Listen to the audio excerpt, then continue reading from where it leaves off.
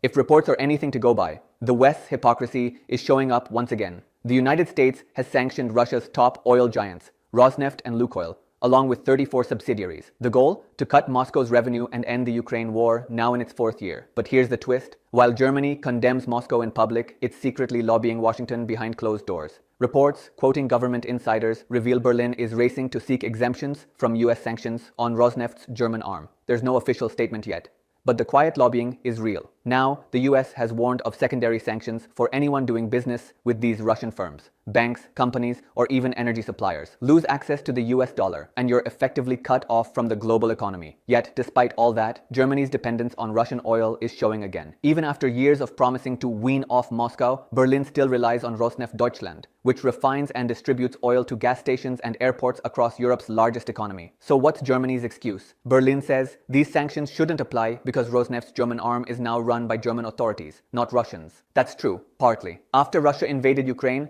Germany placed Rosneft's operations under trusteeship but never nationalized them, meaning the company still legally belongs to the Russians. And because of that gray zone, Germany believes the sanctions shouldn't count.